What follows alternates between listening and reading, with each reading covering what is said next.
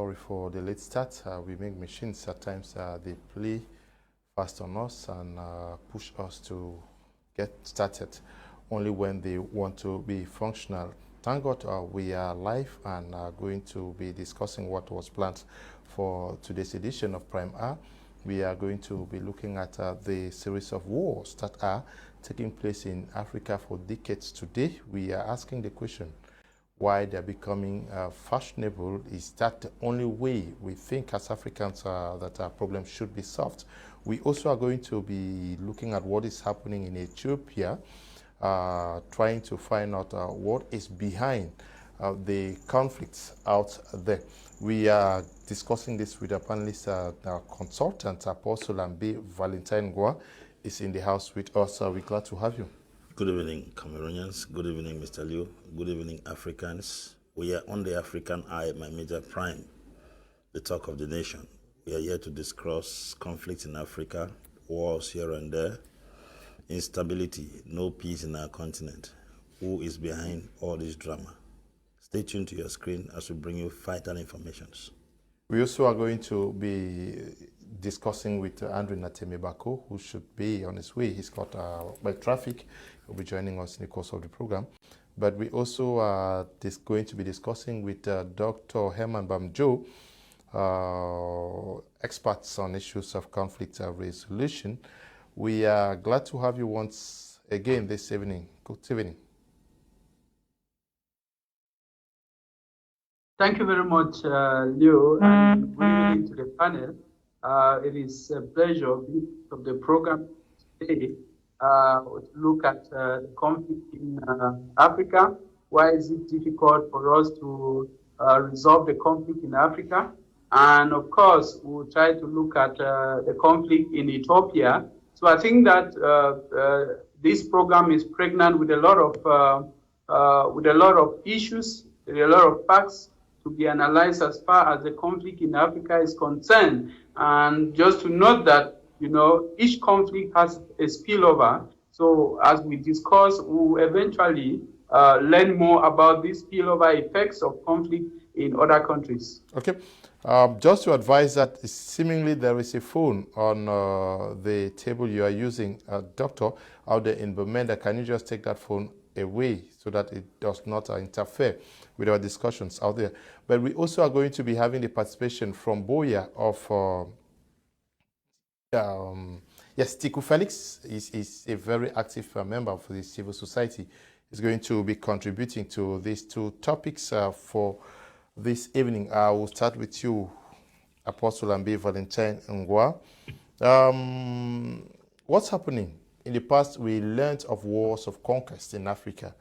But today, we are in the 21st century and we have news of wars almost every day, everywhere. What's happening? Yes, until we approach this topic with every sincerity as an African, we'll not be able to give people or the audience a valid answer. Okay. I think war in Africa, in the African context, is purely business. Okay. Just like people carry gold to the market, others carry goods, others carry sheep, others carry cow to the market for sales. War is purely a business in Africa. And as a matter of fact, nobody goes out of a business that gives him so much profit. Nobody walks out of a business endeavor that pays so much. If we go on a critical analysis, you will discover that the wars in Africa are actually stirred up by certain individuals. For instance, if you take statistics, there are no African countries producing grenades, producing guns, producing bombs, producing armored cars, all those war machines. We don't have those kind of companies here. Now go back to Europe, go back to America. Those are places that produce those things. And if you look at it, there are no wars in Europe. There are no wars in America. Where are they producing these things to sell? Who are they selling this thing to? Because they produce this thing, one, for security, two, for business purposes. We who do not produce arms, we are constantly at war. They who produce the arms, they are not at war. Who are they producing those arms to give to? Which means they are producing products to sell somewhere. Africa is a market for their products. And automatically, if they don't stir up conflicts in Africa, there will be no ready market for their products. Countries like Sweden, countries like Finland, countries like Russia, if you go, they don't have natural resources as per se.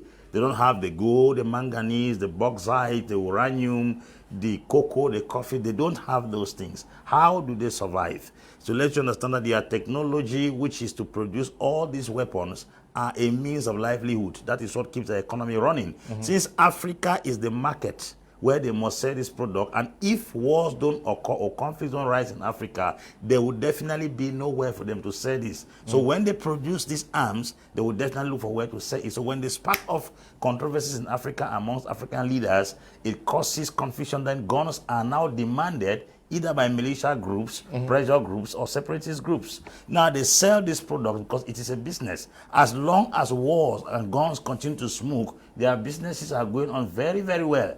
They benefit in two reasons, two ways. When two elephants are fighting, the grasses will suffer. When Africans are fighting against themselves, strangers are collecting their properties. Look at what happened in Libya. For all the years that Gaddafi ruled Libya, there was serenity and calmness. Now they have caused a conflict in the country. While Libyans are killing themselves, they're extracting the fuel from Libya. That is exactly where they get their money. So nobody will close a business that gives him serious business turnover.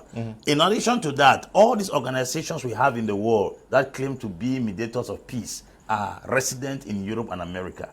And if at all they had intentions to cease the wars in Africa, they have the human capacity, they have the military capacity, they have the diplomatic capacity to step in any country, anytime in Africa and cease fire. But they will not do it because why? They are just there as figures. The organization needs to survive. They have to survive. And what are these organizations? They are members who are producing these products which are being used for war. And where is the market? The market is Africa until they cause conflict. Now the error falls back between us, the Africans, because if somebody makes you a buyer of a product because you have hidden yourself that you need the product. We have to deny these products and live in such a way that their business will not have anywhere to sell in the world.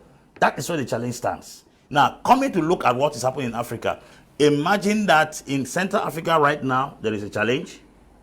Congo Democratic, there is a challenge. It's war. Mali, there is a challenge. Ethiopia, there is almost everywhere in Africa. Chad is not too stable. Chad is not stable. There's constant trouble almost everywhere. Sudan is not stable. Somalia is not stable. So if you now look at almost every country in Africa is having a challenge. Cameroon, we are sitting on this table, is not stable. What makes us as Africans not to coordinate ourselves in such a way that we will not become buyers of these products? The Sochi conference was organized in the deep resort of Sochi in 2018. African president was invited by Vladimir Putin. They flew all day. What was Museveni saying? Museveni said it is time to get more arms. To get more arms to fight who? Russia, France, Germany, America, Britain? No. Arms are loaded by Africans to kill their own citizens because they want to stay in power. Oligarchs who have turned and gradually becoming monarchs. Oligarchs who are gradually turning to become monarchs. They have stayed in power that they buy these arms to fight against their own people. And that is the reason why it will be difficult for wars to cease in Africa, because Africa is a good market for war products. And nobody wants to quench fire where he's eating from. We have UN in the world, we have EU in the world, we have La Francophonie, we have Commonwealth, we have all these bodies put together, and if you go to all their constitution and the clauses of the constitution, number one is to mediate peace. Number one is to mediate peace. Number two is to mediate peace. Is to quench fire here and there. In the constitution, but none is respected. Commonwealth countries are in danger. La Francophonie countries are in danger. UN countries are in danger. EU countries that are owned in Africa, they are in danger. What is the function of all these organizations put together? Is to let you understand that war is a business, and nobody wants to stop a business that profits in. I don't know, Dr. Herman, Joe, I don't know whether you have the same reading as Apostle Ambi Valentine Gua. You have studied these issues of conflict in Africa. You think that it is the economic aspect that is fueling, driving the continuous conflicts that we are observing and living in Africa? Well, Leo, I may have the same argument with him. But permit me to start from somewhere. Okay. If you look at if you look at the realist school of thought, the realist school of thought argued that the international system is dominated by interest. And because states have the innate desire to dominate other fellow states, there is bound to be conflict. In the struggle for domination in the international system, there is bound to be conflict. So this conflict, according to this school of thought, is indispensable in any society. So in that case, that will account for the reason for most conflicts that we have in Africa, because we are talking about Africa where we have interaction of states across national boundaries. And you also realize that the conflict in Africa is as a result of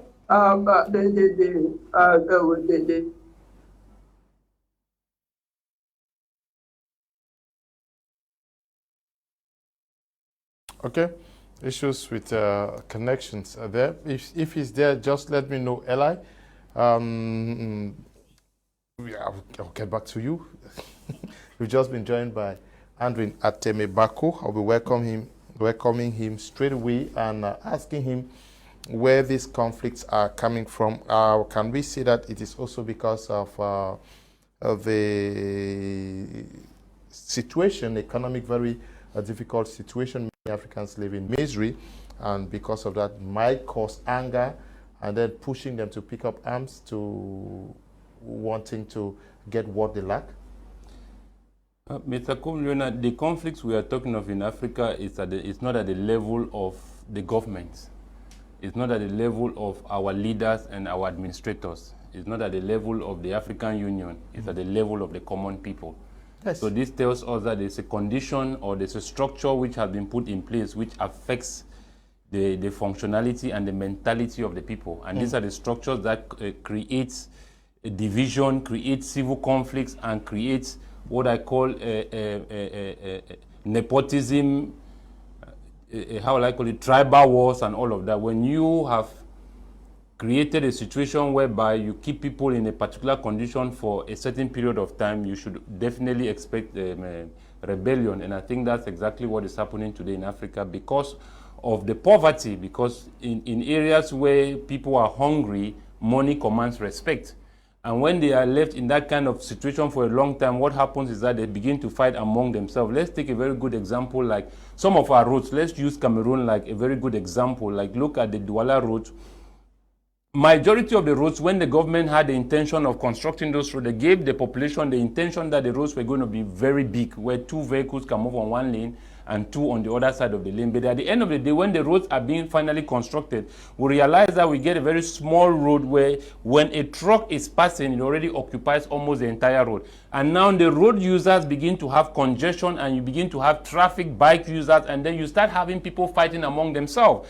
And at that point, it becomes as if the problem is the road users, but you don't see the people who have created that condition in which you tend now to fight your brother. And these are the things that creates insecurity and conflicts in Africa. If Africa was a place whereby it offers opportunities for common people to grow from nothing to something, people to be able to establish themselves and have a future in their own country, you won't get a civil conflict. Nobody will get up one day and picking up arms. It will never cross in the minds of Africans to pick up arms against the state or pick up arms against one another. That's why if you go in certain developed a society like Ghana, for example, and few other African countries, if you misplace your wallet or your cell phone, you get it back. Because the people have crossed a level of poverty, they have crossed a level of hardship whereby food, basic necessity is not anymore a problem for the common man. And then the opportunities are there to give the people, the Africans, the opportunity to grow and to excel. It's just same like in the Western world. If you do not excel, it's not because your country does not offer you such opportunity, it's because you don't want. But the opportunity should be there, and that is what the state which has been voted or which comes into power needs to create that opportunity for its citizens so that they grow simultaneously with the people and the country begin to produce millionaires and billionaires as the year goes by. But when you live in Africa whereby in every 10 years, like other countries, it produces 7 million Africans, it produces 8 million Africans, 10 million Africans, it becomes a major challenge when the continent and those nations are very rich. And that's why I talk about the vacuum which has been created by such structures, whereby the common people do not find opportunity in their own country, they have to run out. And then the people who find opportunity in Africa are people who are millionaires, are people who are billionaires, multinationals. They come and exploit Africa. Why the masses themselves do not have access to their own resources? And that's where the major challenge is. And that's where voluntary slavery comes in, because those things are done intentionally in order to keep the people divided and keep ruling the people and leaving the people in that condition whereby you can always use them when you want to use them. Another good example would be like in the time of elections. A party that has always been in power all the time, when it's a period for campaign, you see even the very people who say we don't want you, they still give you their support because the people need what to survive, and the state understands the condition of the people, and that's why sometimes they say we give you support, we support you. It doesn't come from their heart. It's because they are trying to make ends meet, and this is a condition that we do not need to keep our people in such condition, because it's not going to help build our nation. If you look, for example, you want to look at some of these civil conflicts here in Africa. If you how may I put it? If you go in other parts of the world, not in Africa, you won't find, for example, our own governments that are exploiting opportunities in other countries. Now, what explains the fact that an African will leave Africa and travel out? The only one reason is that he's going out for a better future, isn't it?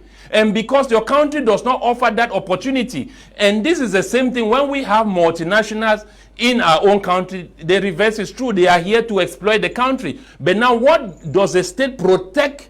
The common people, protect the masses, so that they too can have a means and access to be able to develop their own life based on what their nation has. But when a nation's economy has been taken captive, for example, by a colonial master, that leaves the population in a very hard and critical condition, whereby the few that is left for the state to run the country is not sufficient enough to develop the lives of all these people. And that's why we keep getting into loans, credit, and the taxpayers' money only go to service those loans, and development never comes. It doesn't meet the common man. Even the development that comes there, it is the one that even takes even the little in the hands of the common people. That's why you find many bars in, for example, in countries where we are. What is it doing? It's a cycle where the big man that is up there makes sure that even what is still remaining in the hand, that the biblical prophecies are coming to true. So even the little that you have will be taken away from you. So even the one that is still small in the hands of the people, the systems which are put in place still sucks it and takes it back again to the big man, and then leave the common people in the same condition in which they were yesterday. Okay. So until we change the structures on ground,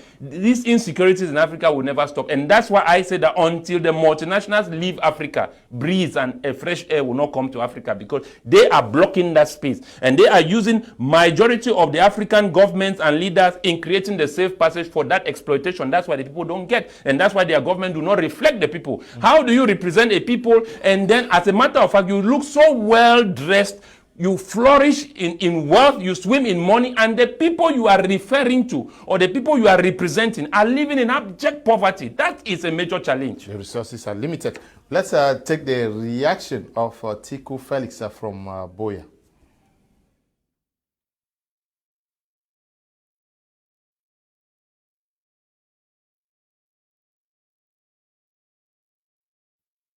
And also say good evening to the entire panel. Now the question, why are wars still fashionable in Africa? First, Mr. Leo, I want us to understand that war to the African man was a kind of proof of strength and dignity. That is why you see families that do not have warriors in time past were almost termed as second-class families. Because to the African man, to send your son on the war front to defend their clan, it was pride. It was a big plus to the African man. So to the African man, war had been a fashion. It's not starting now. But I want us to look at this, Mr. Leo. It is said that he who lives by the sword dies by the sword. And if you live by telling lies, it will only take lies telling to keep you alive. The truth is, everybody in the world today, every nation, every clan crave for advancement in life. But every advancement comes with negativities as well. Like we say, one man's meat is another man's poison. People want to advance in technology, but the negativities that comes with it are for the benefit of the people that are kind of termed low class with respect to technological advancement. Why am I saying this? Technological advancement has played a lot in giving Africans a good reason why they should go for war, especially in recent times. The realities of history is unfolding now, not the fake history that we were told in time past when we were in primary or even secondary school. We've come to realize that most European countries got their freedom, especially those who were colonized, through wars. And most colonial masters got their colonies through wars. Territorial advancement has been through wars. The great and mighty America and the great and mighty Britain, or the Big Five, whatever, they are who they are today because they took advantage of a war. But Africa has been kept in bondage and slavery by some people who got them in that state through war, yet preaching a fake form of democracy and dialogue thing, which they know very well will never work so long as they are still in control of those colonies and determine how things work. They have their representatives in those colonies who poses themselves as head of states, yet every decision comes from them through their representatives or the so-called head of states. Mr. Leo, Africans have been kept in bondage, yes, but modern technology has given Africans reason to come out and be like the America we have today. Using the same means that they used to get to where they are. Why am I saying this? All of us know that America was colonized by Britain. And it was through war that America gained its independence from Britain. Africans have come to realize all that. Even those who never went to school, or those who even went to school and knew nothing about history, modern technology will give them the facts, the year, and everything. Africans have come to realize that countries like, or let me say like France, they have representatives here who pose themselves and work for their benefit. And these people can never be ousted using the ballot box or using French proposed strategies. And they know that the only way to do this is to do what? Is to go for war. Is to go to war. Mr. Leo, the African man had a tradition of respect. And they also have a system through which they select leaders, mostly by consulting their ancestors or gods, and are aware of the consequences should you be a defaulter. We are aware. It was difficult to see an African fighting for a leadership position. War in Africa in those days, Mr. Leo, was between one clan and another, or one country, one tribe and another. Why? Because they want to gain territorial advantage. They want to gain more territories. They want to enlarge and expand their jurisdiction of control. But when the white man came, it brought a form of lies, gaining people who were selfish and then implanting them with ideas so that they will start fighting their own while they take advantage and gain control. Africans have come of age, Mr. Leo. That is why they are taking the bull by the horn. America got it. Britain got its territories. The other, everyone, most of the colonial masters, it was true war. Nobody went and submitted. Oh, I don't know. It's getting this, but these are wars of independence. We're talking about the wars in Ethiopia. We're talking about the wars in Somalia. We're talking about the wars in Mali, Chad, and Cameroon, and a host of others. Can we compare that with what he's trying to say? Well, the wars of independence are a bit different from the wars we are having right now. But most African countries claim not to have received independence because there's still a war of independence going on till now. Because from every ramification, you will realize that the African countries have a kind of independence that is not independence. Okay. And to some extent, you see people are still fighting because they feel like they are not independent. If I thought they were actually independent, they would not have been fighting anymore. America got independence and they are not fighting again. India got independence, they are not fighting again. All countries like Brazil that got independence from Spain, they are no longer fighting again. America was in Iraq. America is not fighting in Iraq for independence. America was in Afghanistan. America is not fighting in Afghanistan and Iraq for independence. They are fighting in Afghanistan and Iraq because the war we are talking is facing one nation.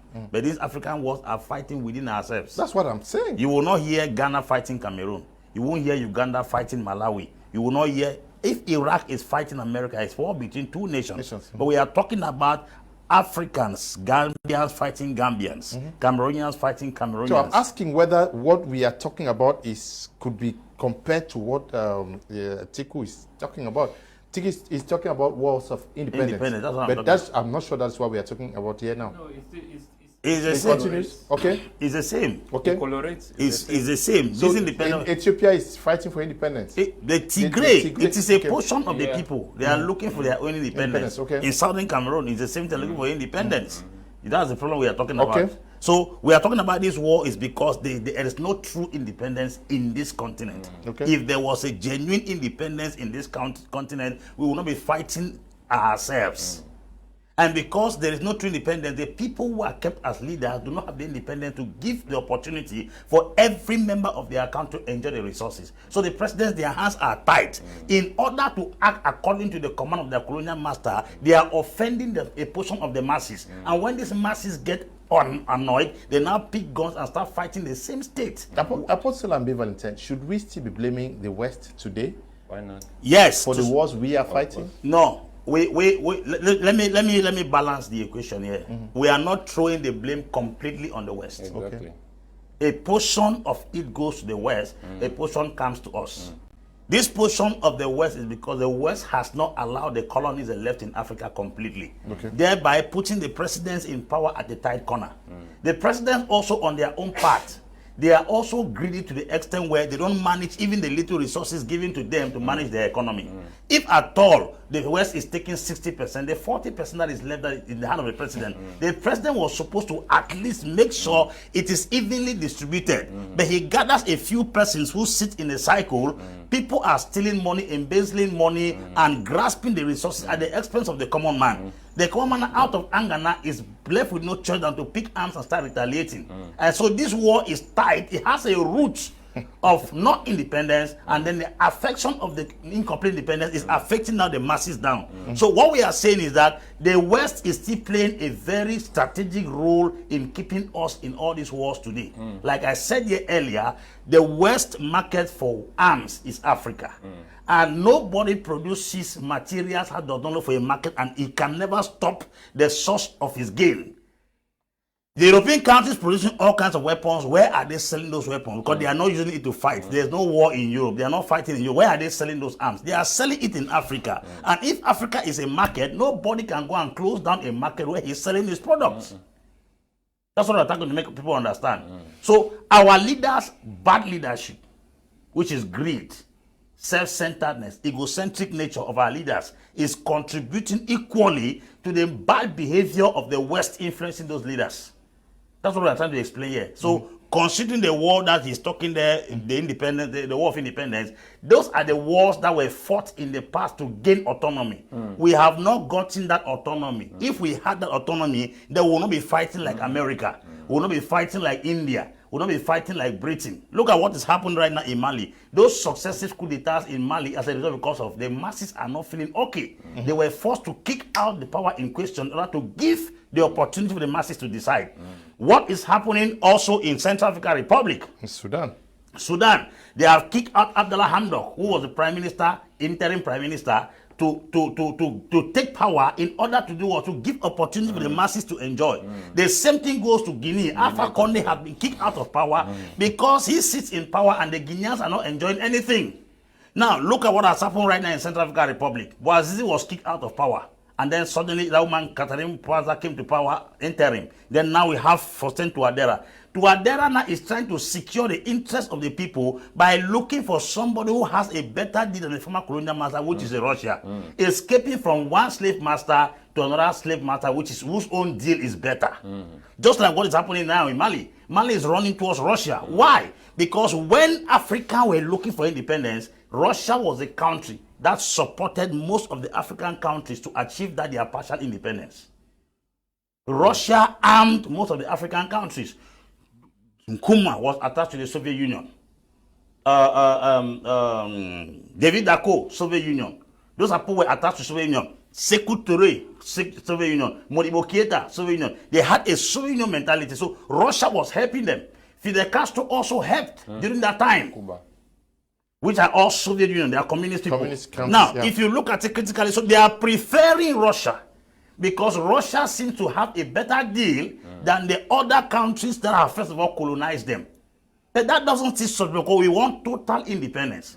We want an independence where we can sit and decide for our products, decide who's supposed to be employed, decide how politics run in our country, decide free and fair elections, which are things we do not have.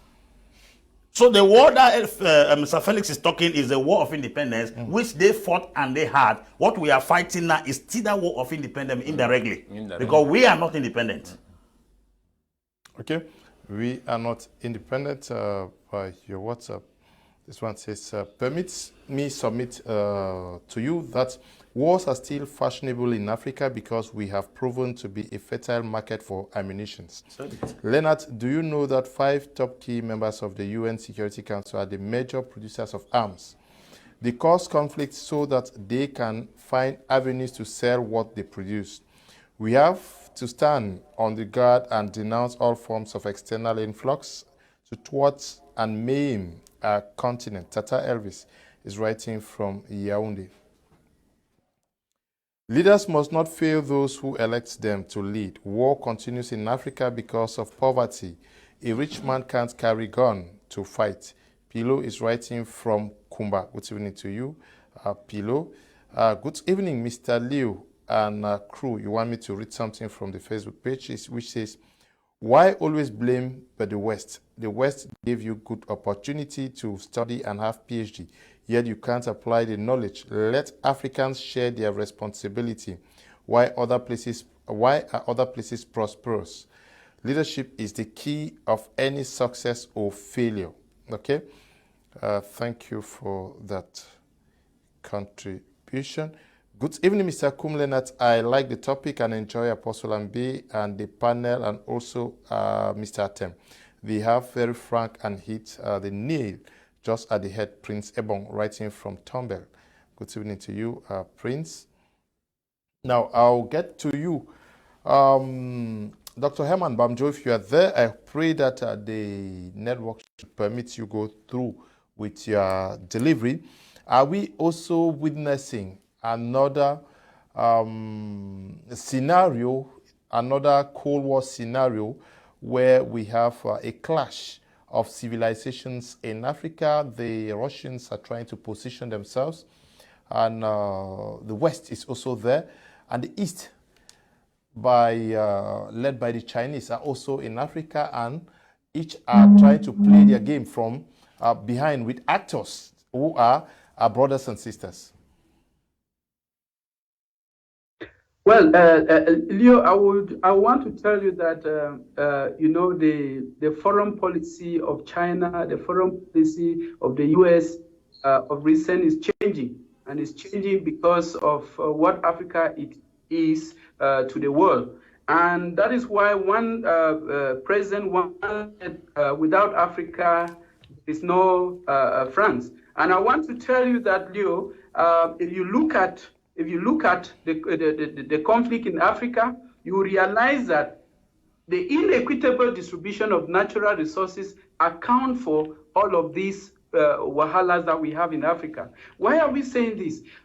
We have a few leaders who feel that the resources are supposed to be centered around them.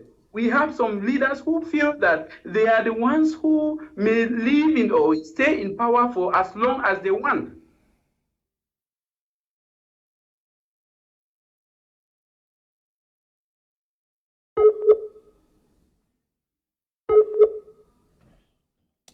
Yeah, the network is really not good at Ndwena Bako.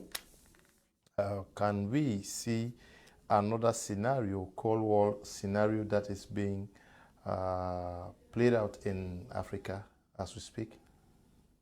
Come again, Mr. Komlona, please. I'm talking about in the past, we saw the rift between the West and the East, the Cold War between the West and Russia, the communist East. We once again observing another scenario. You see, the situation in Africa is a bit complicated if you really cannot understand exactly what is happening in Africa. You see, there is a game which is being played at the level of the West and especially at the level of the UN National Security Council. Is the East not also part of it? It is, but let me try to make it, because we are focused more on Africa, the conflicts we have here, and how destructive and how damaging it is in our society. So my point here is that the wars or the conflicts we are having, if you look at all of them, their genealogy, it goes back to the imperialists or the colonialists. That simply means there's another third world war taking place in Africa. But this one is not physically the imperialists in Africa. It's Africans fighting Africans on the behalf either of France or the Britain or the Americans or the United Nations. Those are, I mean, a good example would be the one in Northwest and Southwest. You look at it, all of it, it goes back to the genealogy of the imperialists. So what we are saying here is that we are not going to allow these wars or these conflicts be fought in Africa to benefit or to profit someone else and not the African people. And the struggle which our people are conducting to liberate themselves, I think it is a good initiative for them to fight for their own self-determination. But if you look at, if we are going to emerge in all of these conflicts, Mr. Leo, we will have to change the strategy on how we want to build leaderships in Africa. Because if we build leaderships in Africa by the structures which are set in place by the imperialists, we are not going to get the kind of right leaders we need in Africa. Because if you look at all the democratically elected presidents in Africa, almost 99% of them do not do well. And that's a major challenge. That means that we cannot repeat the same thing over and over and then we're expecting to get another result. So if you take a good look under the context of which I'm speaking, look at Magufuli. He lived just for 5 years and suddenly he was killed. Another person comes to power, the country's future becomes a different ball game. You look at all the coups, for example, Assimi Goïta in Mali, when he took over that transitional government, we've had all kinds of sanctions. I think about 2 weeks ago, they had to send out ECOWAS out of Mali because ECOWAS had over-intruded in the affairs of the Malians.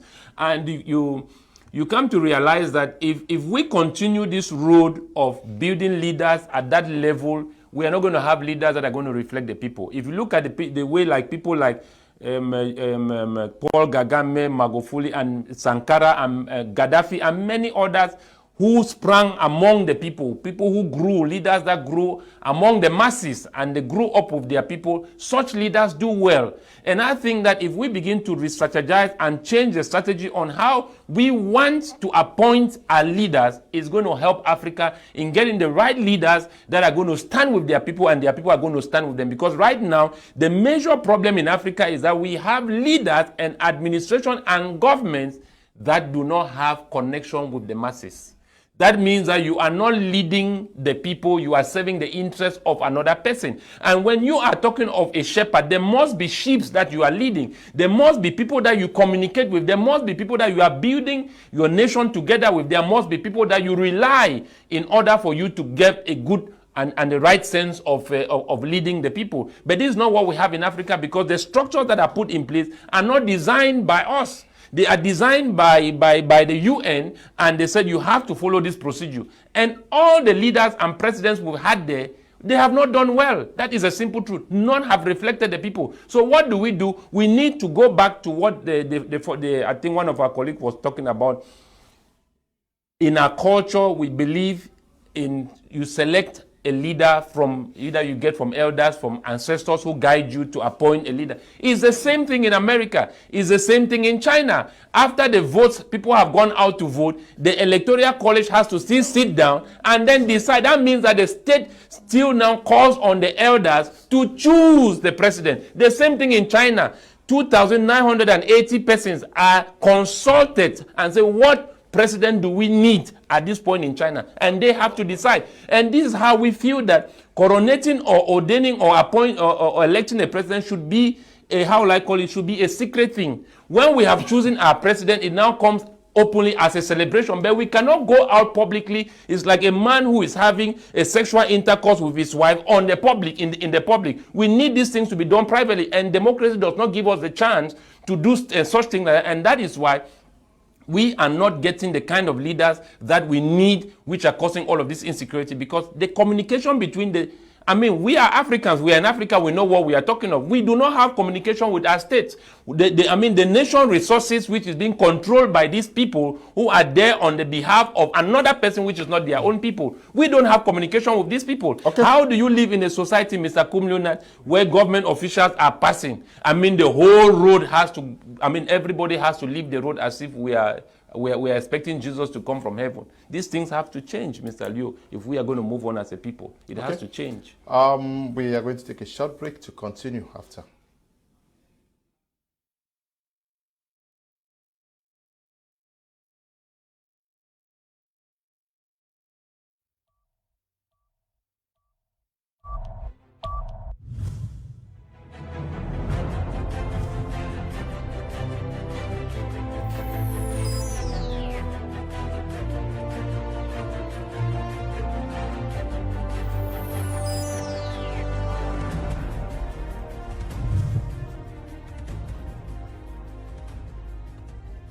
With DSTV English Pack, your subscription enters a new dimension.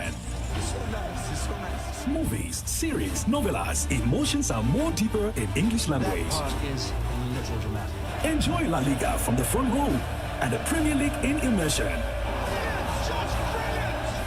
On Nickelodeon, English is just superpower absolute. For the surprise, go now. With E and One Magic in original version. Reality TV becomes real TV.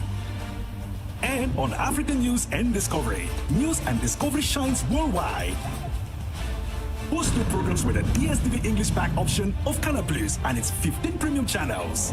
Accessible as from 5,000 friends. Take advantage now.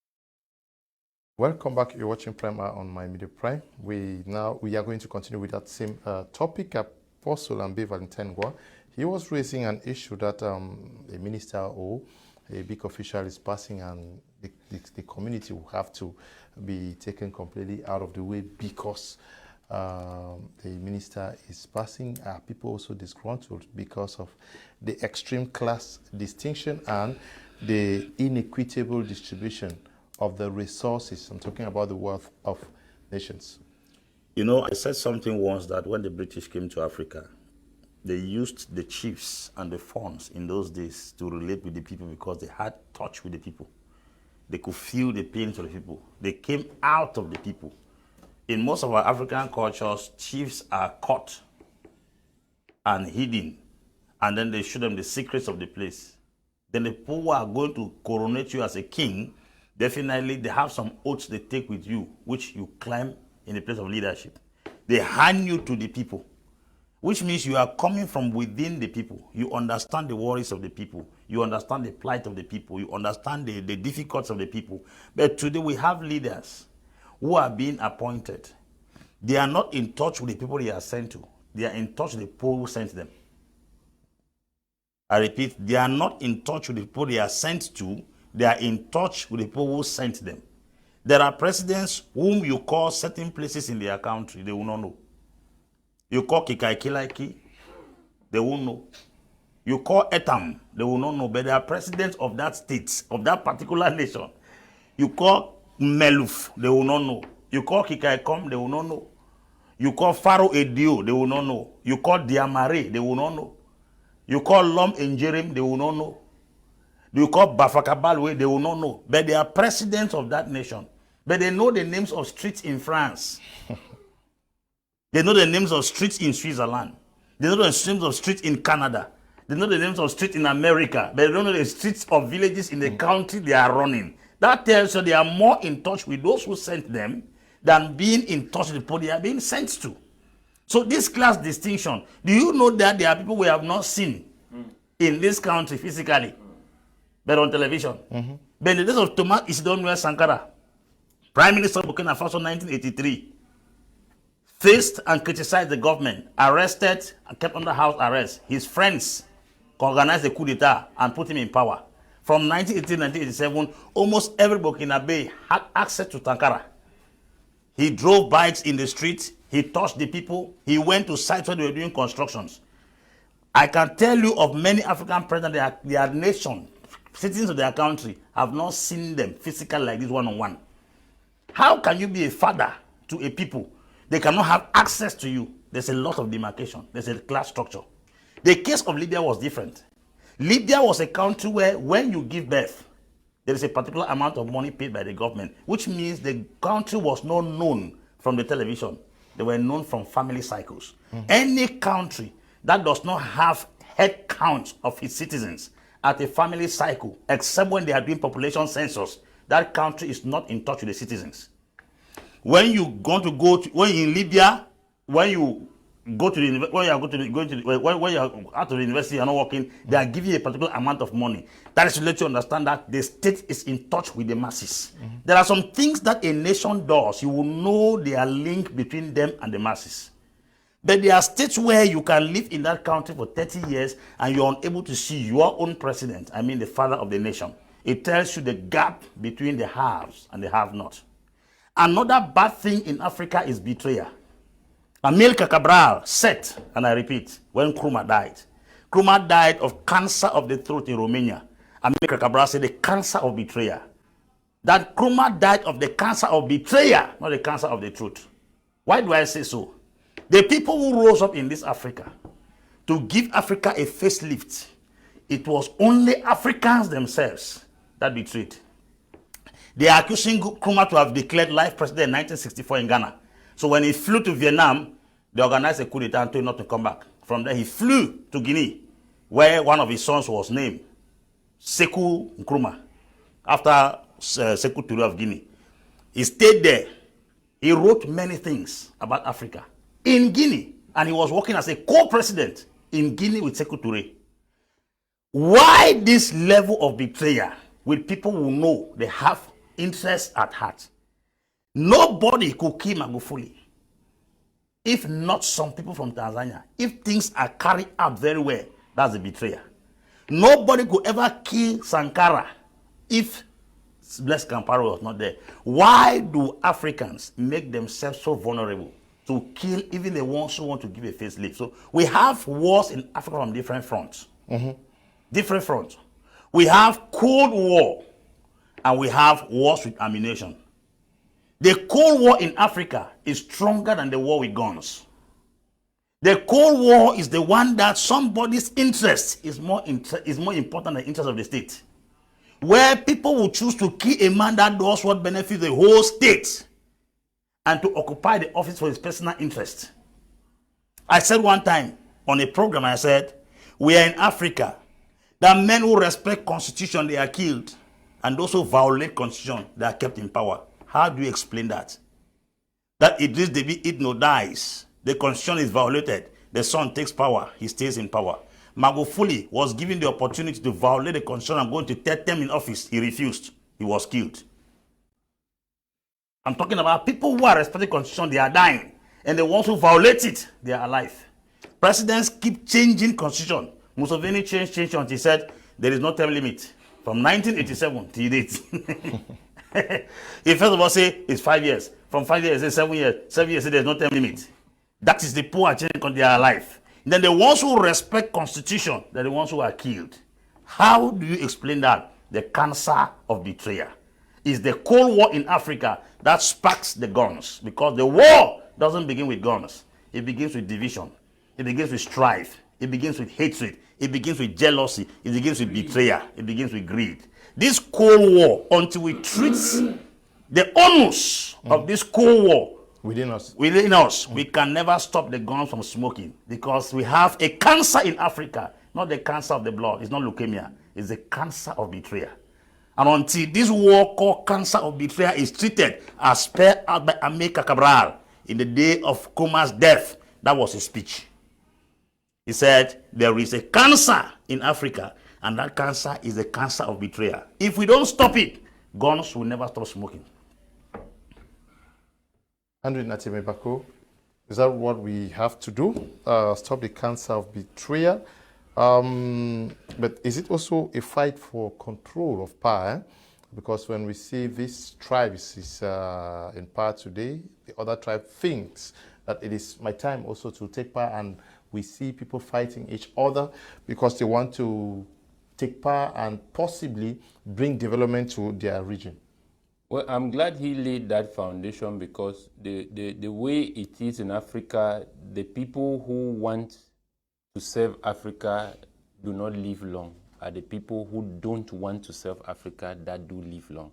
So that tells you that there's an existing structure in place that allows that good leaders or good shepherds are being cut short, because the system in place does not allow such to happen in Africa.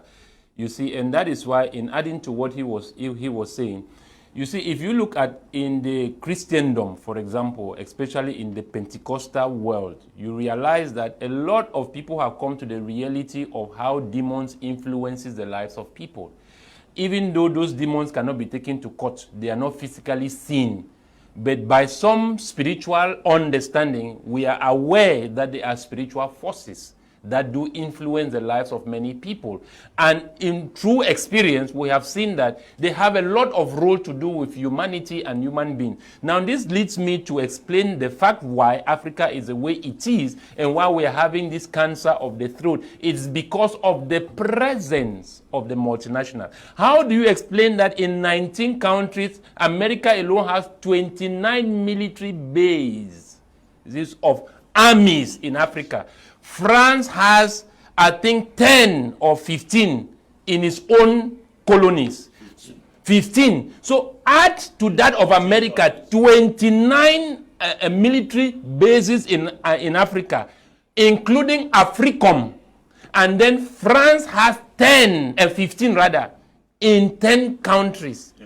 In 14 countries rather. So how do you explain that all of these insecurities are taking place in the presence of the UN forces, the AFRICOM, all the American military bases, all the French military bases in Africa, and yet we are getting all this insecurity increasing every day. Yeah, but are you saying that we are not also greedy? No, this is just to tell you that Africa is being possessed. I'm going to offer a solution on how we can break away from the cancer of the throat. What happened here is that we need to understand that biblical principles here are very vital, because I have studied the West in all angles, and I can tell you that they have applied biblical principles from beginning to end.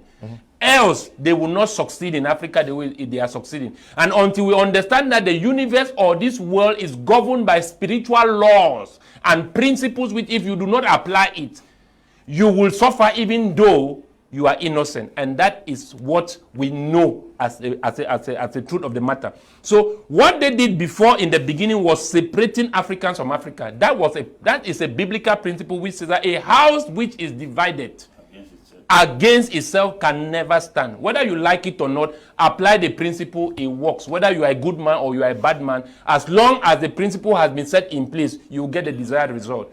So what they did before was separating Africans from Africa. And then they went now, secondly, by separating or breaking down the African continent into what I call minority groups. Those are structures. Mr. Kumleonard, structures are more dangerous than persons. In Africa, we have leaders who want to keep power till they die. It's even better. But here we are talking of nations keeping power even before the then Africa was born. We are talking of 5 veto members. Imagine Macron behaving like his ancestors since in 1880. A nation is holding power. That is more, it means that the power can never leave the nation until Christ comes. But this man can die, the leader can die, and somebody takes over. So you come to realize that those structures are what are really keeping us down, and until we begin to go back to do the reverse. And this is the way we need to break out of this cancer. The only people who can chase out this possession or invaders in Africa are what I call the Africans in the diaspora. Permit me to establish you this example. Do you know why the Anglophone crisis, the Northwest and Southwest, has persisted almost to 6 years? It's because they have been able to establish link with the Africans in the diaspora, and they are persisting, and the government has not made it easy with them. As long as the diasporans are brought back in alliance with the Africans here, that is the only time the multinationals will pack their bags and leave, because the people who have the capacity and the knowledge, some of us can speak the way we are speaking because we have understood those things. When they get in contact with the Africans and they build that alliance, we will not need the World Bank. We will not need the IMF. We will not need the international community. We will be able to realize ourselves and build ourselves and solve our own problem. But what they have done is that they build what I call the Berlin Wall. The Africans in the diaspora don't know what happens in Africa. The Africans here don't know what happens there. We talk about America.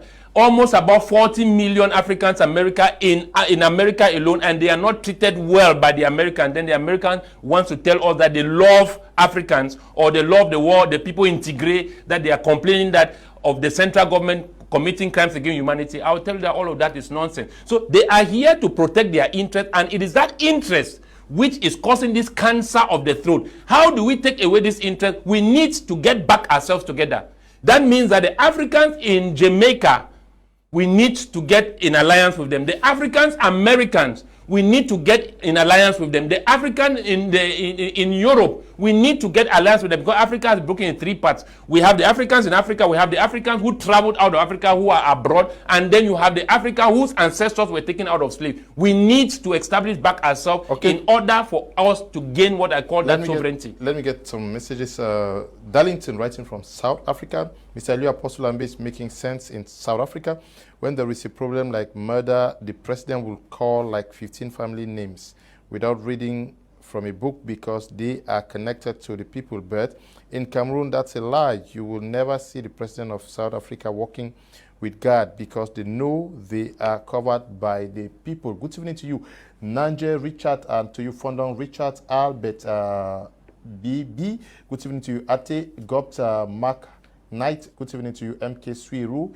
Nge Asumta, good evening to you, Anita Eno Takang, and all of you watching via social media on our Facebook handle. Good evening, Mr. Liu, and to all the panelists. Awards being fashionable in Africa is regrettable because Africans, no matter how learned they are not educated. Being educated is the ability to apply knowledge acquired from the various diplomas awarded by the Western education in our African setting. I agree with person who said no closes a market where his products are sold. Remember that what brought the white man to Africa was the search for new markets. He got lucky and met raw materials, which prompted the scramble for Africa. Africans should wake up and say no to Western mentality and go back to their roots. Not every learned person is educated. This is class in Bamenda. But of course, that Pastor Benaya writing, the economy is facing a high level of what we call old age. That is why the country is at a slum, and the top leaders in Cameroon are very old and can't meet with the youth, and so they are not at the migration or touristic age. Their brains are tired. Okay. Good evening, co-panelists and Mr. Liu. I just want to stress on the view that what Professor Mbe is talking is the fact. Only God can remove Africa from trouble. Okay, good evening to you too. Hello, Mr. Liu. Good evening to you, and you are blessed a guest in the studio. To me, I believe that if there is no war in Africa, these superpower nations will collapse economically. I'm called Mombe George, writing from Bamenda. We move straight to our second topic for tonight, which has to do with the war that is ongoing in Ethiopia with the Tigray People Liberation Front that are posing a big problem to the government out there. Can you paint the picture of what is wrong in Ethiopia? Yes, Mr. Liu. You see, Ethiopia is the heart of Africa. Mm-hmm. Ethiopia has a great history of never have been colonized. So have never been colonized. Liberia and Sierra Leone, those three countries were never colonized in Africa. And Ethiopia has the prestige to have defeated Italy in the past at the Battle of Adwa in 1896. Ethiopia has the prestige of a more independent African country, and being the headquarters of the AU, there is that pride. Ethiopia has had a long war from 1998 to 2018 with Eritrea, fighting at the borders. That took almost about 100,000 people in the war.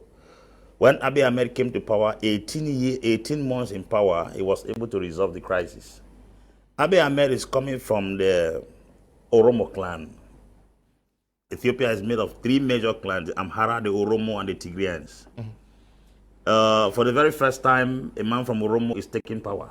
The Tigrayans have ruled Ethiopia for many years. From 1907 to 1985, Emperor Haile Selassie, who was born in 1907 and he died in 1985, he was the one that ran Ethiopia all through the years. So he came from Tigray. And Tigray is a minority because they have almost about 7% of the population of Ethiopia. Mm-hmm. Recently, when this guy came, how did this guy come to power? He had been a young soldier at the age of 23, he entered the war front. He fought. At the age of 43, he became prime minister by some miraculous means because he's a pastor. Mm-hmm. And then he started solving this problem, and he was the one that dropped down his pride and flew down to Eritrea and met Isaiah Afwerki. They resolved the crisis for after 20 years, and then he did some other peace works that earned him the Nobel Peace Prize. These Tigrayans were supposed to go in for elections, the whole nation. Mm-hmm. Tigrayans suddenly, from at their own angle, decided to conduct elections by themselves. And the Prime Minister said, how can you guys be organizing elections where the whole nation is supposed to go in for elections? The pride is that Tigrayans are very angry. For the very first time, somebody from the Oromo clan is becoming president. It looks like Ethiopia is their private property. So when this guy came, he engaged into a project of constructing a dam which will drain much water from the River Nile, affecting Egypt, to give a boost in the electrical power in Ethiopia. When he came and started that project, Egypt tried to fight against him. When these Tigrayans conducted elections, he tried talking with them amicably, being a Nobel Peace Prize winner. He did everything possible. It wasn't going through. He decided now to launch an attack in the city of Tigray. When he started this attack, I think last week, about 2,000 persons died in a small town in the north. When this thing started, they thought it was just something that would just cross over. America started saying that they are not comfortable with what happened there in Tigray. He spoke back rudely to America. This was the response of Abiy Ahmed, that America should leave Ethiopia alone. They have no right to run Ethiopian affairs. Suddenly, 50,000 soldiers, foot soldiers, marched from Sudan and entered into the Tigray region and started fighting. As we talk right now, the tension in the nation is so high, according to the report of CNN. I saw Ethiopians carrying placards and saying, CNN, stop giving fake news about the war in Ethiopia. You know, America, one of the things you will understand that America is involved, they use the media. The media is owned, or CNN is owned by America. For CNN to have focused all its attention to Ethiopia, when we have Cameroon here, CNN is not talking. Central Africa, CNN is not talking. Mali, CNN is not talking. DRC, CNN is not talking. But the entire news on CNN now is Ethiopia, Ethiopia. It tells you how connected America is, because America knows the power of the media. They are reporting what is not existing. Recently, they said the Tigrayan soldiers are some few hundred meters away to capture the capital, Addis Ababa. Everywhere is under serenity. There is no tension in Addis Ababa. All the news you are hearing from CNN is fake. A friend of mine who flew to Djibouti, from Djibouti to Addis Ababa, he wrote on his Twitter, he said, the things I'm seeing on television is something else. Why? America is applying the Hitler modus operandi through Joseph Goebbels, the propaganda machinery.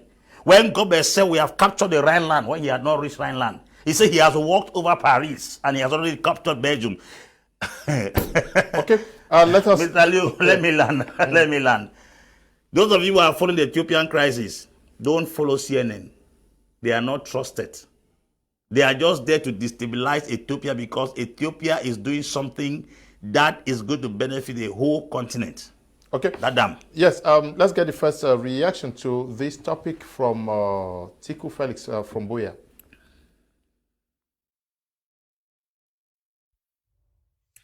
Yeah, Mr. Leo, you see, like the African Union, for example, said 2020 is supposed to be a landmark year because it will be silencing the guns as a means to put an end to all wars. Actually, it's a good goal. The goal is worth applauding for. But my question is, who is the African Union, or what is the African Union? Because to my understanding, it is just another scheme through which the colonial masters try to maintain a form of, or try to put a whole continent, or make a whole continent a colony. Yeah, Mr. Leo, with regards to the situation in Ethiopia, I want to say the conflict is kind of similar to that in Cameroon in many aspects. Why am I saying this? This is a war in which propaganda has been used to cover the realities on ground instead of looking for a calm and peaceful way to attend to the cry of a hungry people. Mr. Leo, the whole world know about Ethiopia. When you talk of Ethiopia, the first thing somebody thinks of is hunger. And now when the situation has come up again, that people are crying because of hunger, I don't think it is something that the government needs to just look at it anyhow. You understand? It's very funny. According to the UN, it said about 4.5 or 5 million people in Tigray are in need of emergency food assistance. That they are in dire need of food. And remember, a hungry man is an angry man. Complain, no attention. They give complaints, no attention. And the only way they have to do is to kind of cause a fight that will bring government's attention in order to meet with their needs. But instead of the government giving attention, we hear the Prime Minister making situation, calling them terrorists. And he was going as far as saying the Terrorist Act will be short-lived as military is going to crush them all. That's just a situation with our government. A situation arises, just a simple talk, a simple dialogue, meeting the people one-on-one, give them even some kind of promises and raise their hopes. But the first thing we do is we are just so power hungry that we want to conserve power, and we look at anything like a threat to that power, such that we don't look at the genuinity of people's cry and plea. All what we do is we term them terrorists. Okay, now see what is happening. The conflict is no longer confined, but has escalated to other regions like the Afara and the Ambara. You see, when the conflict starts and it starts extending, Mr. Leo, that's how the solution becomes difficult. Worst of it is this, the OLA, which is a kind of a liberation army. They have now joined the Tigray people. You understand? Okay, this is a people that have a problem with the government. You understand? And now they are taking advantage of what is happening in Tigray, and they are forming an alliance to fight the government. You understand? This is something that even the UN had warned that if care is not taken, it will move to a civil war. African leaders never care so long as they have the backing of the military. They know that whenever you raise your head up, it's the military. Whenever you raise your head up in the military, okay, things are getting worse. Create a platform for negotiation now. The government too says the OLA, that's the is it the Oromo or what? Oromo Liberation Army. It says they were once a terrorist group and they are still a terrorist group, and as a result of that, they don't negotiate with the terrorists. Just complicating issues. Now people are fighting to take over certain territories. Different groups have emerged with different interests, and the thing gets so complicated. So that's the situation of Ethiopia. And our government needs to at least sit and understand that it will be difficult to always use the military to solve a problem, especially with a problem like that of Ethiopia that has to do with hunger. Okay, thank you, Tiku Felix. The Tigrayans, are they taking up arms against the Ethiopian government because of hunger? No, there are certain factors which gives them that provokes them or provoked them to pick up arms against the central government. And one of those things were that, as a matter of fact, the Tigrayans applauded when Abiy Ahmed took over power because they felt that he was going to keep their influence in Ethiopia, judging the fact that they had ruled Ethiopia for 30 years. And they also had some top government key position politicians, which when Abiy Ahmed entered, he had to remove them. And then also freed some political prisoners. And that offended the Tigrayans so much because many of their top politicians were being removed out from the government setup. And then they withdrew back. In the period of that time of that election where the state was going to have an election, Abiy Ahmed decided to postpone the election period due to the COVID. Yes. And then the Tigrayans went ahead to hold their elections. Violation. And then at that period, they had to launch an attack towards the central government. At that point, like what Abiy Ahmed was saying, he did not receive calls from the international community. But when they started hitting the Tigrayans in the point of discipline, they started getting calls from all angles on what is happening in Tigray.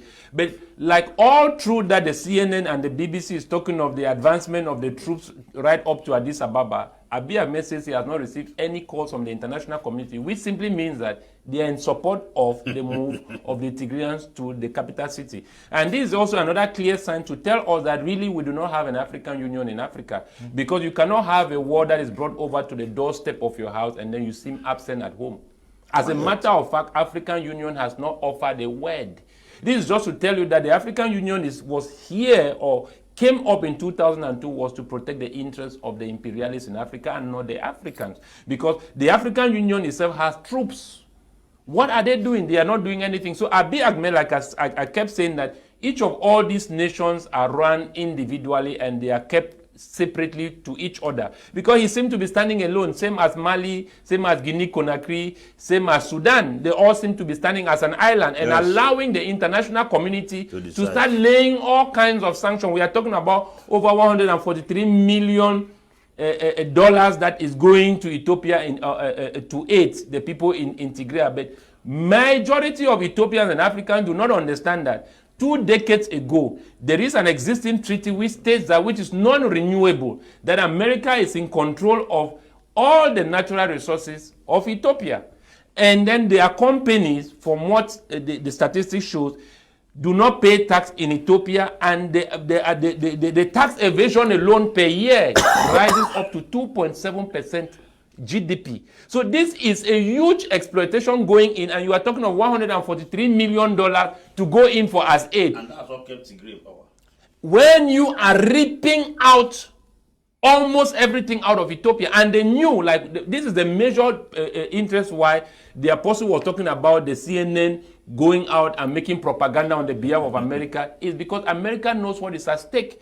As a matter of fact, they said America was still surprised that up till now, Abiy Ahmed had not annulated that treaty, which was non-renewable. Because if that is if it's counsel, that means that America has no control of Ethiopia, and so they are protecting their interests in Ethiopia.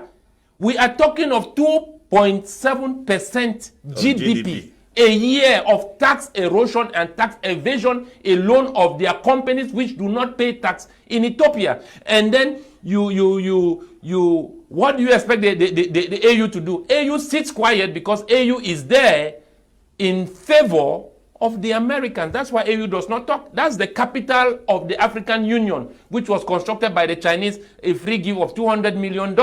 We are talking of a war at Addis Ababa, and African Union is quiet. So we don't have what I call that unity. And it's clear that we are, like the apostle was talking, we still are fighting for our independence in an indirect way. So until Abiy Ahmed continue, because I think he has been making some very positive steps by calling on all the Ethiopians to rise up and defend their land, which is a good thing. And he has moved further also in seeking solidarity with the diasporans. That's why you see a huge agitation out of Africa, especially in the West, where Africans are protesting and are telling the Americans, telling the CNN of all the lies they have been propagating in Ethiopia. But nobody talks about the tax evasion. Nobody talks about the non-renewable treaty of controlling all their natural resources in Ethiopia. So these are the things that we are saying, that if those things, Mr. Leo, that's why they keep their interest there. That's why the CNN is doing all what they are doing. Apostle Lambi Valentin Ngwa,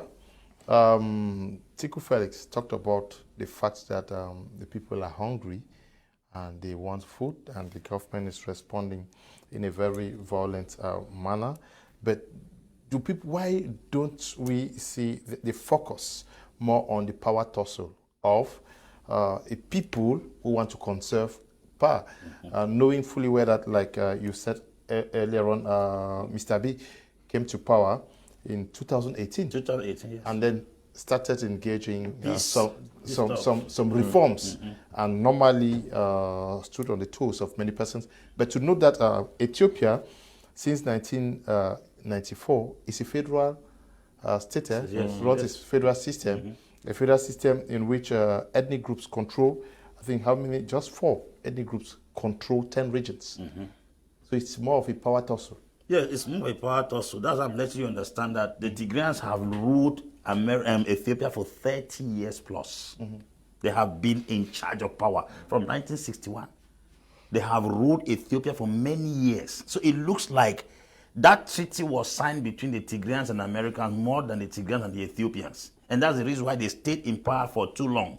But for the very first time, how Abiy Ahmed came to power still remains 2018, just 3 years ago. It's 3 years ago. It remains a miracle. 18 months in power, he earned the Nobel Peace Prize.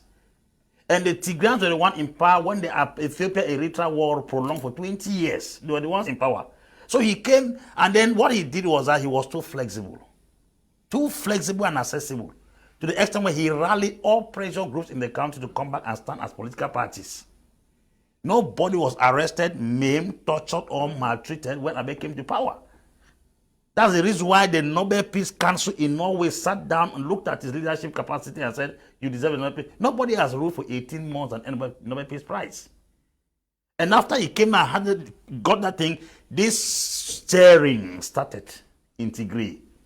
For the very first time, somebody from a strange root is trying to control Ethiopia. It's not normal. And very young at the age of 43 years.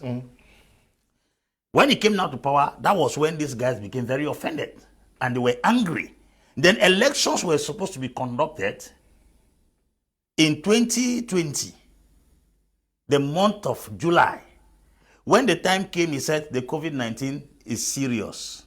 No, well, yes, 2020. COVID-19 is serious. Then they had to push the elections. Tigrayans said, no, we are conducting our own elections.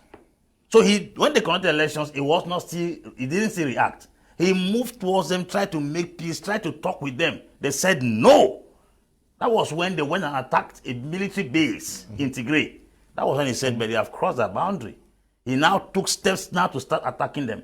The Eritrean soldiers also helped Ethiopia in Tigray to fight against the Tigrayans. That was when it's like they had crossed the Tigrayans, and then suddenly there was a camp. And then from nowhere, 50,000 soldiers came from Sudan. From where did they come from? It's AFRICOMAN. AFRICOMAN is American military base in Africa that the capital is in Stuttgart, Germany. That military base is to make sure that they train countries in Africa that belong to the United Nations for the Security of Africa. They are in Somalia, yet the sea coast of Somalia constantly faces pirates, and there are bombings every year and there in Somalia. They are in Central Africa. There are constant challenges. They are in the Sahel, G5 Sahel, comprised of Niger, Burkina Faso, Mali, Chad, and Mauritania. There is no peace there. AFRICOMAN is in the Horn of Africa, where Ethiopia is found. Then you are telling me that suddenly from nowhere, Tigrayans just developed 50,000 forces and then they just join. And then BBC is saying that they are moving closer. They are not even 10,000 kilometers away from the capital. Yet they are talking how they are about to take over the capital. It's rubbish.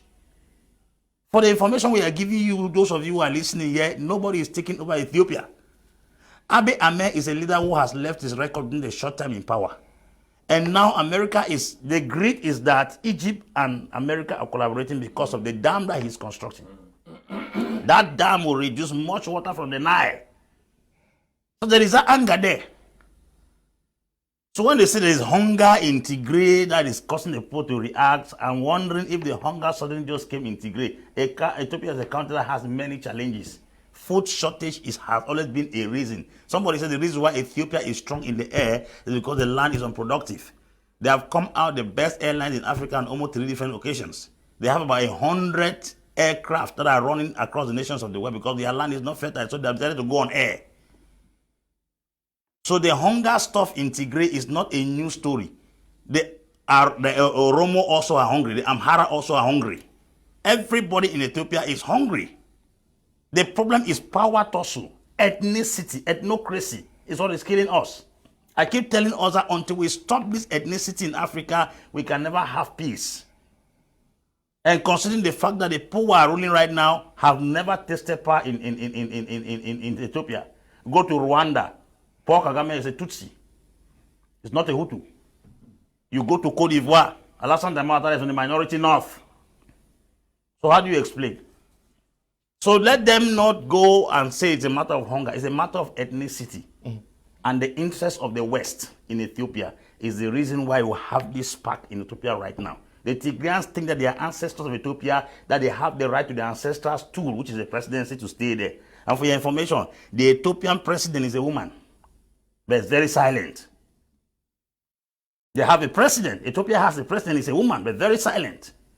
The person who is playing the pivotal role is the prime minister. That's why the office of the prime minister is very, very active. So Abiy Ahmed has been a military officer and he understands the dangers of war. That's why he's doing everything possible in his power to maintain peace. A man who fought war at the border of Eritrea and Ethiopia for 20 years, at the age of 23, he fought and became president at the age of 43 years. So he says, when he was taking his Nobel paper, he said, I am not talking like somebody who sits in an office to talk about war. I was at the war front. I saw mothers died. I saw children butchered. I saw soldiers died. I saw people I slept with in the morning. The horrors of war have been clouding my mind. I hate to see war. That's Abiy speech when he was taking the peace prize in Norway. So when we are talking about Tigrayans are fighting, Abiy Ahmed cannot foster war. He cannot. He must have been pressed to the extent that he cannot contain it. Yeah. Are we coming back to Africans playing out the dictates or instructions of the West? The cancer. Well, like I still say, it's still the structures which are still in control, because Ethiopia being a federal democratic country is still democracy that we are talking of, where we still say people have the right to express themselves, freedom of speech. And when you live in a society where there is no order, it becomes a very huge challenge, because that's what democracy does. It gives people the right to challenge even when somebody is doing the right thing. But we are talking about the Horn of Africa, and when we talk of Ethiopia, it's very, very pivotal, strategic as far as the stability of that area is concerned. Yes. How do we understand that, like you raised earlier on, no African president is getting worked up to wanting to see an end to what is happening? Mm-hmm. Yeah, but that's it now. We are all here now, Mr. Kome Leonard, in almost 54 African nations. We have Ethiopia going through what they are going through. And we are rather getting by the Americans, the voices of the Americans. We've not heard from AU. We've not heard from the ECOWAS that was intruding in Mali. We've not heard from any other African organization as far as what is happening in Ethiopia. And this is what I'm trying to say, that is a major sign to tell us that we still have not done the right thing that we were supposed to do.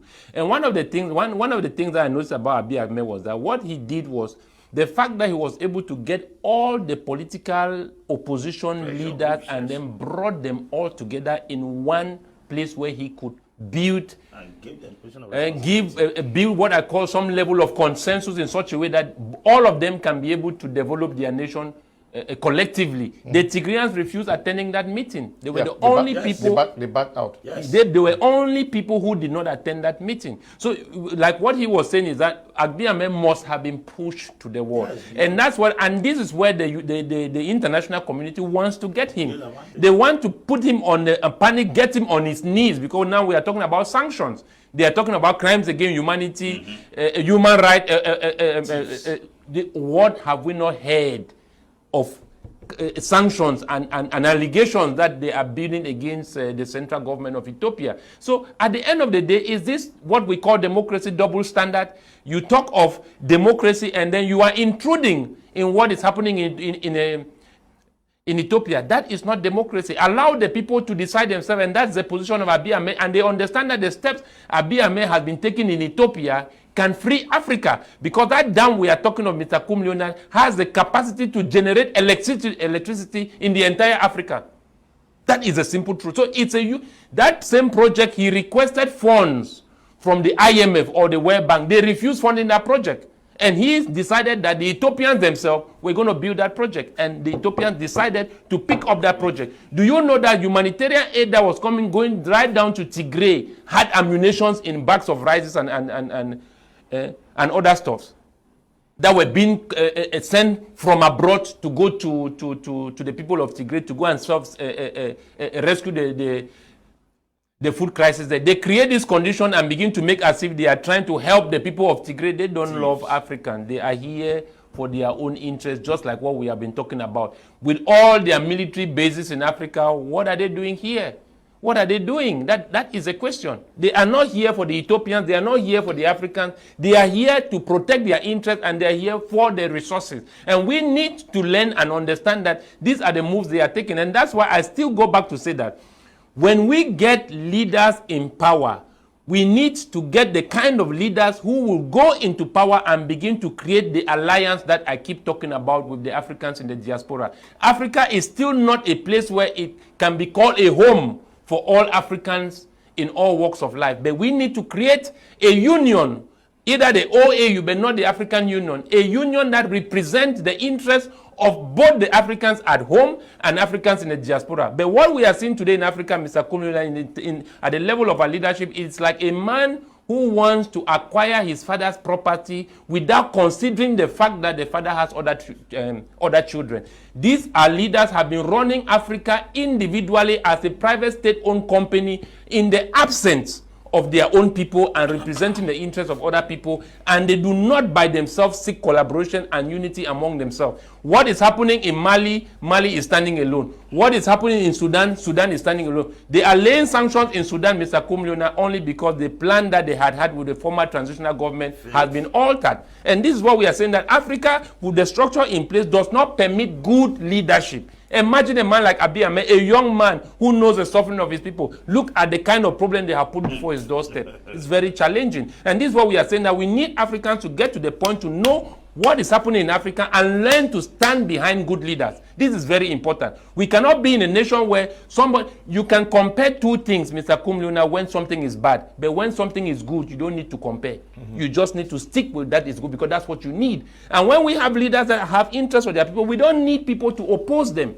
We need them to support them and give them the room in order to do what they are called to do. And so if Ethiopia can take down that line, where the Ethiopians themselves can rally themselves and find a way and reach the Tigrayans to stop this attack and bring a certain consensus whereby the Ethiopians can go back to their normal life and continue building back their Africa. Ethiopia is a good example for Africa, and that is the capital of Africa. It's Ethiopia. Okay. The conflict started on November the 4th when Ethiopian Prime Minister Abiy Ahmed ordered a military offensive against regional forces in Tigray. He said he did so in response to an attack on a military base housing government troops there. The escalation came after months of fighting between Mr. Abiy's government and leaders of Tigray's dominant political party. For almost 3 decades, the party was at the center of power before it was sidelined by Mr. Abiy, who took office in 2018 after anti-government protests. Mr. Abiy pursued reforms, but when Tigray resisted, the political crisis erupted into war. The roots of the crisis can be traced to Ethiopia's system of government. Now, what should be the way out for Mr. Abiy and Africans? The way out for Mr. Abiy is Africans should learn to celebrate their own. Okay. Until we start acknowledging our best beyond tribal, ethnic, and regional sentiment, we can never have the best. I have repeated this statement on this platform. I'm still repeating it again. If you go to Gambia, there is a portion of them called the Mandinkas. You go to South Sudan, there are the Mandinkas there also. If you go to Kenya, you have the Luos, you have the Kikuyus, you have the Kalenjins. Inside Ethiopia, you have the Amhara, you have the Oromo, you have the Tigrayans. These are different ethnic groups.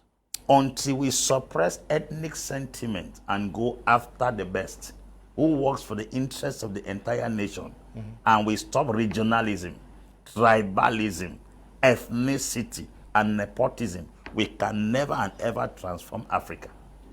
That Mr. Leo is a good leader. He comes from Menchum. I come from Mezan. He is working for the interests of Cameroon. I should be able to give him every support possible. And that is what we even face in the church in Cameroon. Everybody wants to be a king in their small cycle, rather than raising a king that can take care of the whole nation. That is why we have a challenge. Abiy Ahmed's policies, for the very first time he came to power, proved to every Ethiopian that he wanted to work for the interests of the country.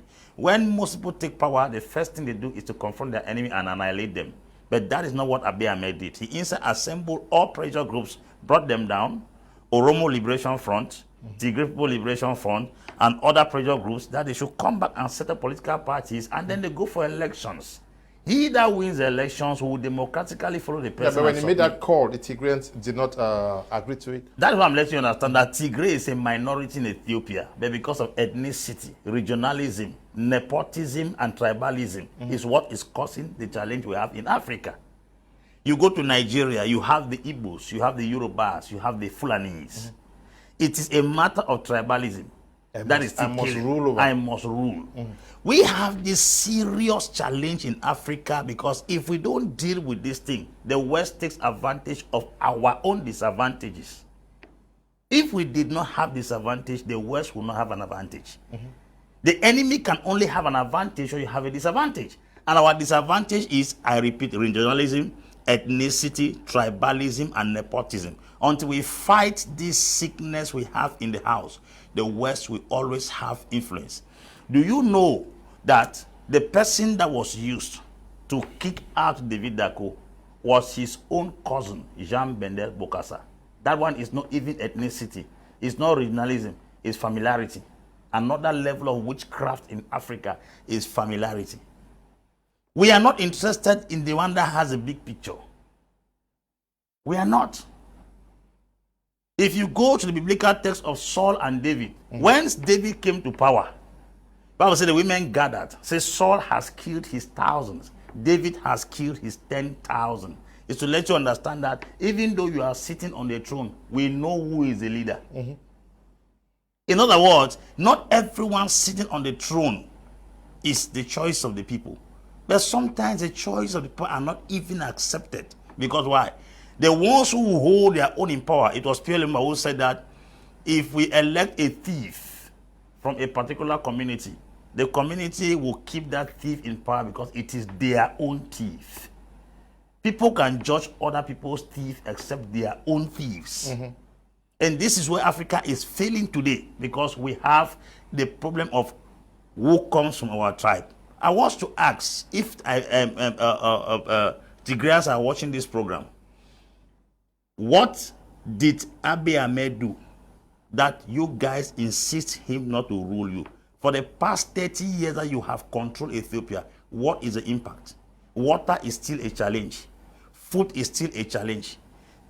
Domestic problem is still a challenge. The health condition is still a challenge. Peace was even a challenge before Abiy Ahmed came. For 30 years you were giving power, you couldn't do anything. Is it now when they give you, you will do something? That's the problem. We have given you the opportunity to prove your leadership qualities. You have failed woefully for 3 decades. Now they have given to somebody for 18 months. He earns a prize that all your leaders that came from your region could not earn. It's to let you understand that a better person has taken power. Listen, it is not the people of a house that appreciate a man. It's a stranger from outside that recognizes a man's leadership. If the Norwegian Peace Prize Committee could sit down and ascertain Abiy Ahmed's 18 months in power and give him that prestigious award, I want to let you understand that we guys have to wake up and understand that God has sent a Messiah to you and you are trying to chase him away. If Tigrayans come to power, nothing will change. So they should get out of regionalism, ethnicity, tribalism, and nepotism. That is Africa's disadvantage. Then the West now, America will never come into Ethiopia until tribalism spark up the crisis. Ethnicity spark up the crisis. If Tigrayans did not react against the Oromos or the Amharas, then America will not have a chance not to go through CNN. So you discover that what is bringing the external force is a battle within the house. If there was no ethnicity, America will not be in Ethiopia now. Okay. Yes. Can the solution to what is happening in Ethiopia come from the West? Because seemingly the West is more concerned by what is happening out there than Africans. I tell you, when there is an existing problem and then a solution is found, failure to apply that solution is even worse than the problem. The existing problem we are talking of technically is created by the West. You see, all those things the apostle have cited, tribalism, nepotism, and all of that. Let me give you a simple biblical principle to substantiate what is happening in Africa or in Ethiopia. The scripture says that the law is made to reveal sin. So in the absence of the law, sin is not put into account. So that means that when you set in a structure, you provoke something in return. When we are talking of tribalism, what causes the tribalism? Tell the people to go out to vote. That's when you see tribalism. That's when you see tribalism. Tell the people to go out to choose their own leader. That's when you get all of those divisions that we are talking. Because why? The people have to go out in divided ranks. That's already a sign of failure. And that is why we say that all these minority groups takes away the power of the people. And this is what we are trying to say, that we need leadership to come from the masses. That is the will of the people. not from a minority group where you go there and you are going to protect your tribe, protect your party, and then protect the one who controls your democracy.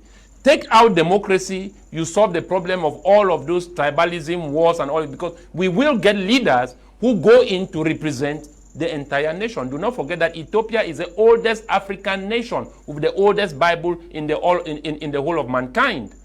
All these other African nations were born. We are talking of Africa 60 years old. Who gave birth to Africa? But nobody gave birth to Ethiopia.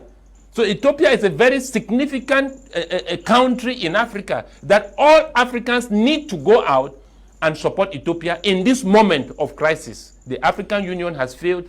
The international community has failed. But the African people should not fail in to give Abiy Ahmed the kind of support he needs, because though he came from a party, though he was elected, but he represents the people, we need to give him that support. That is my point. Because whether you conduct elections in Ethiopia, whoever, we know how elections run in Africa. And until I say that, until we get back to the point of appointing leaders that we know that can meet up the responsibility and meet the demands of their people and their society, we are not going to get free. But if we want to play by the game and the rules set in place by the UN, permit me this for 30 seconds, please. Look at what is happening in Mali. Malians came out, they are just living from a democratic government.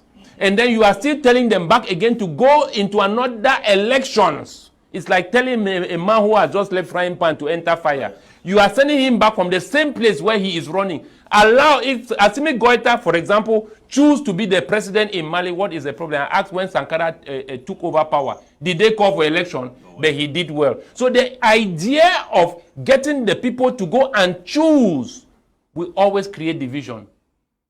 That is the simple truth. So take out democracy, you solve that problem. We will get leaders that will represent the people and not the party. Okay, Apostle Ambe, we have to end at this juncture. Thank you for coming. Thank you, Mr. Leo. It's always a joy to be here. Thank you, viewers, for giving us your attention tonight. One last word to Africans. Yes, Africans break out of regionalism, ethnicity, nepotism, and tribalism. That is a disadvantage within that gives the enemy advantage from without. Okay. Also, thank you to you. Thank you very much, Mr. Kum Leonard. Special greetings to everyone. We also want to say thank you to you, Dr. Herman Bamjo, who came in from Bamenda, the Northwest Regional Capital, as well as you, Tiku Felix, who participated from Boya, Southwest Regional Capital. We want to also say thank you to all of you who took time off to watch the program on social media and in your respective homes. Thank you to the production team, Desmond and Eli, and to you, Tabi Tambe Bryant, supervising the work we do out there. Stay blessed. Bye-bye.